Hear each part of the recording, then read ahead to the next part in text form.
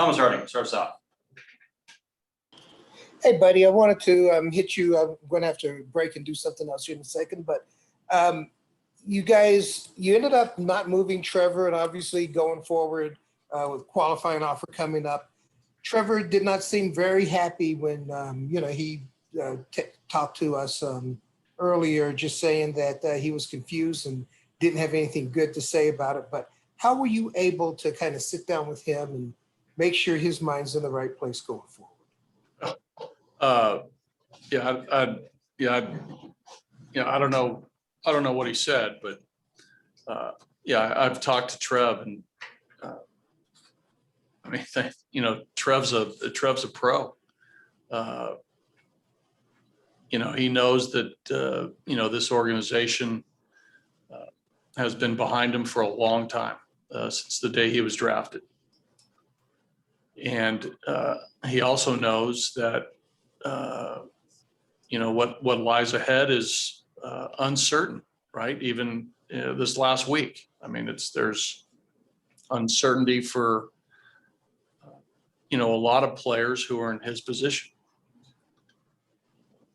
but there's some certainty now for the next couple of months as this season concludes.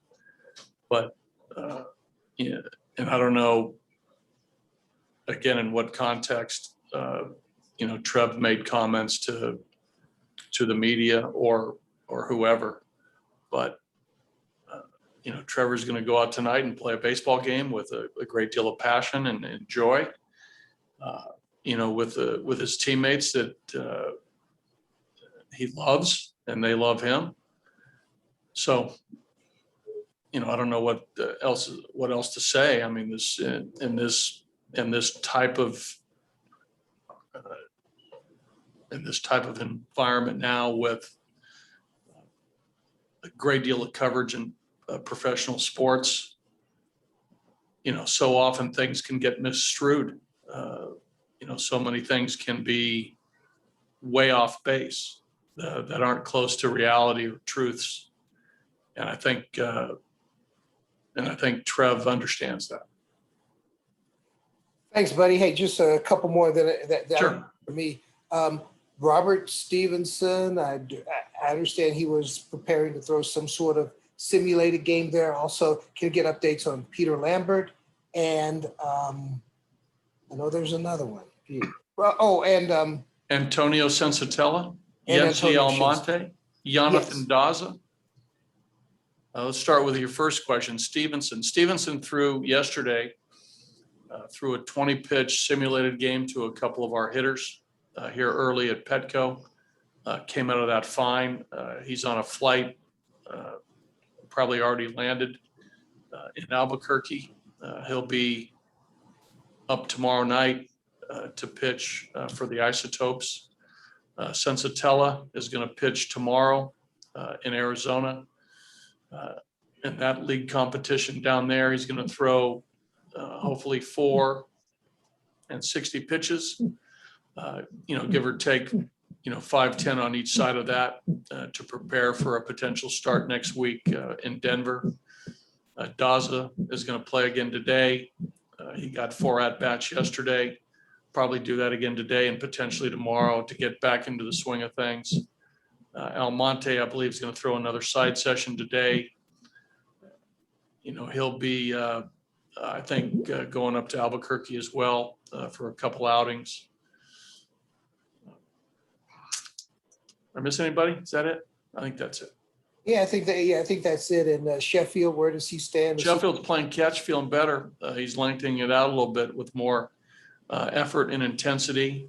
His arm feels great. I think the injury to his, the lat area, the lower shoulder, around his lat is feeling good.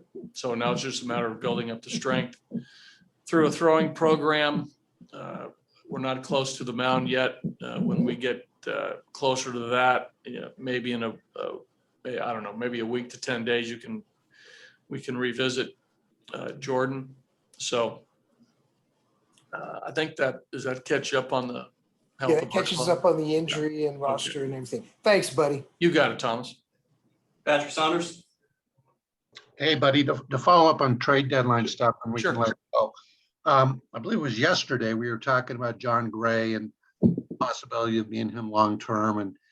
And Bill Schmidt said to us that yes, preliminary talks have begun to see if you can work something out for John to stay in Colorado. Right. I'm curious, have you had a hand in kind of helping negotiate that possible deal or any role in that at all? I mean, just from an opinion, I think Okay. it'd be great to have, John, part of our team. I know that a deal was struck with Herman, last spring? 2 years ago. Yeah, 2 years ago, right. So, these discussions happen, Patrick, a lot of times without, the media or the public knowing it. And I guess, this is now out there publicly, but, as far as the hard negotiations, I think that usually takes place between the front office along with Dick and the representation of the player.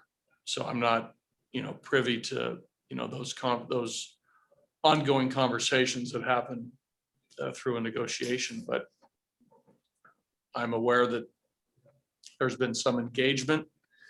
And I think, there's a willingness on both sides to hopefully hammer something out. But like I said before, in all negotiations, it takes two to tango.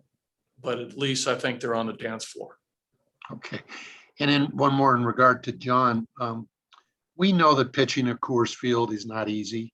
It takes a certain mentality, takes experience, all the things we've talked about ad nauseum. So given that John has had one of the most successful Coors Field careers ever, I would imagine that's a big reason why this franchise would want to get him back. I think that's part of it, right? I think John feels a huge investment in this organization. And there's a willingness on John's part to hopefully hammer something out.